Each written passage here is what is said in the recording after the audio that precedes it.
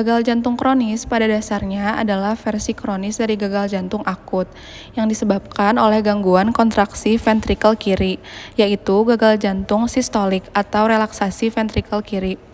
Gangguan ini pada left ventricular fungsinya untuk menghasilkan tekanan balik kronis dari darah yang mencoba mengalir dan melalui sisi kiri jantung.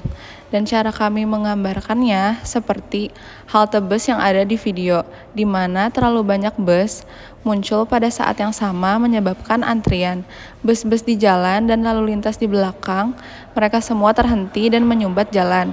Ketika darah tidak dapat mengalir melalui sisi kiri jantung dan keluar ke tubuh, darah kembali ke atrium kiri dan kemudian ke vena pulmonaris dan ke dalam paru-paru. Jadi, bagaimana gambaran seseorang dengan gagal jantung kronis? Beberapa ciri utama yang mungkin ada adalah sesak nafas, terutama yang lebih parah saat beraktivitas, batuk, dan mereka mungkin menghasilkan dahak berbusa berwarna putih atau merah muda, sesuatu yang disebabkan ortopnea. Dan ini merupakan sebuah sensasi sesak napas yang lebih buruk saat berbaring dan hilang dengan duduk tegak atau berdiri. Cara untuk mengujinya adalah dengan menanyakan berapa banyak bantal yang mereka gunakan di malam hari ketika mereka tertidur.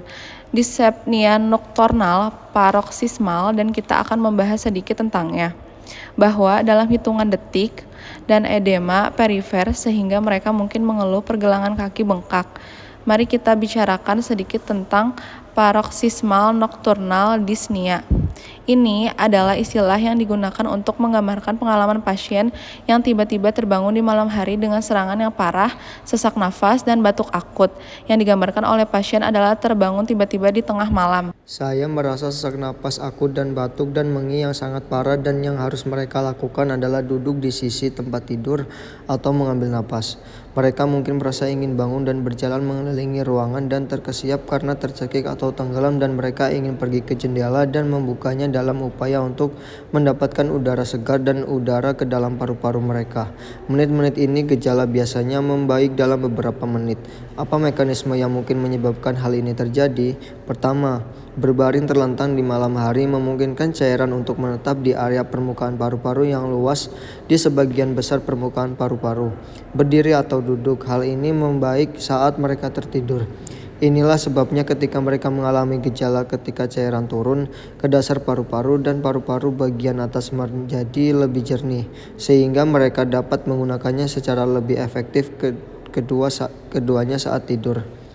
Pusat pernapasan di otak menjadi kurang responsif sehingga laju pernapasan dan semangat mereka upaya tidak meningkat sebagai respon terhadap berkurangnya saturasi oksigen dengan cara yang sama. Seperti ketika mereka bangun, keadaan ini menjadi lebih padat dan membiarkan paru-paru orang tersebut menjadi jauh lebih hipoksia daripada mereka, dan mereka mulai merasa sangat tidak enak badan yang biasanya terjadi sebelum mereka bangun pada malam hari. Adrenalin mereka yang beredar ke seluruh tubuh mereka jauh lebih rendah, dan lebih sedikit adrenalin berarti miokardium atau otot jantung lebih rileks, dan ini memperburuk, yang berarti bahwa fungsi jantung gagal jantung dan curah jantung sebenarnya menjadi sedikit lebih buruk di malam karena kurangnya adrenalin.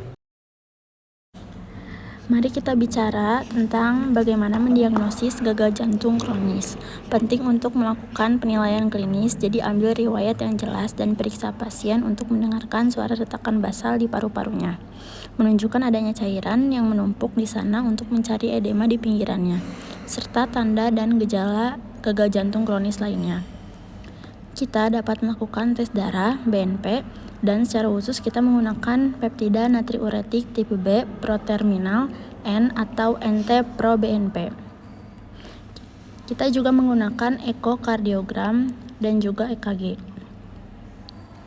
Ada beberapa penyebab gagal jantung kronis.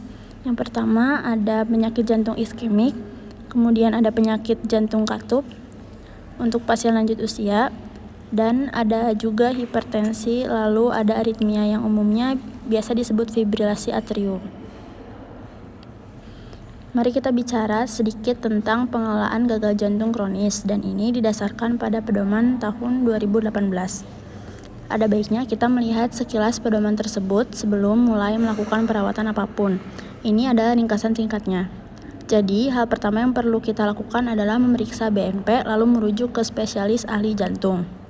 dan kita harus segera melakukannya jika BNP berada di atas 2000 nanogram per liter. Jika di bawah 2000 maka terdapat dilakukan dengan lebih rutin. Sehingga sangat penting untuk memberikan diskusi dan penjelasan yang cermat mengenai kondisi kepada pasien agar mereka memahami mengapa mereka mengalami gejala tersebut dan apa yang terjadi kemudian. Anda lakukan penata laksanaan medis yang akan kita bahas sebentar lagi dan ada pengobatan bedah yang dapat berguna jika gagal jantung disebabkan oleh stenosis aorta parah atau regurgitasi mitral. Yang terakhir adalah yang penting bagi mereka untuk memiliki perawat spesialis gagal jantung. Mereka memberi masukan dan ini berguna untuk saran dan dukungan bagi pasien yang mengalami gagal jantung. Ada beberapa aspek tambahan dalam penata laksanaan untuk sebuah pasien yang mengalami gagal jantung dan ini adalah saran vaksin flu dan permohonan untuk berhenti merokok, mengoptimalkan penyakit penyerta, dan untuk berolahraga sebaik yang dimungkinkan oleh gagal jantung mereka sehingga olahraga dapat ditoleransi. Oke, penata laksanaan medis ini pertama untuk gagal jantung kronis dan Anda dapat menggunakan mnemonik yang mampu BAL untuk mengingat tindakan gagal jantung.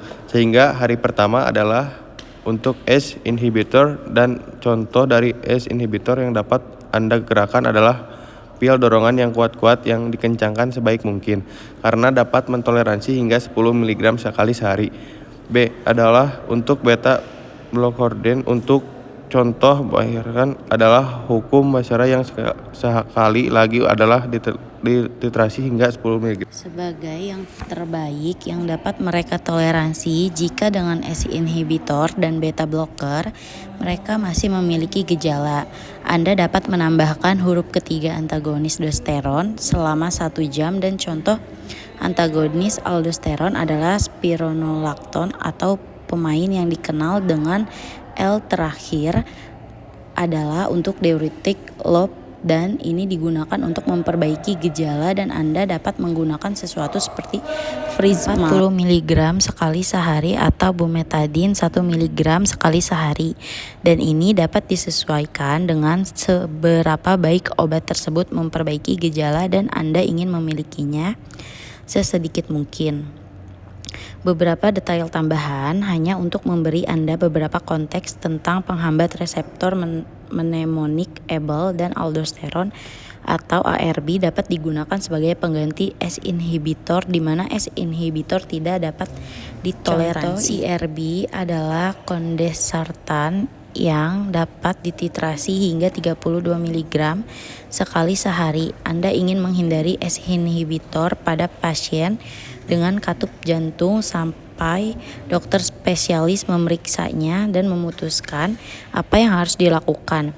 Antagonis aldosteron seperti spironolactone atau pemain yang dikenal tidak dimulai secara otomatis, tetapi jika ada penurunan fraksi injeksi dan gejalanya tidak dapat dikendalikan dengan ACE inhibitor dan beta blocker, maka Anda dapat memulainya.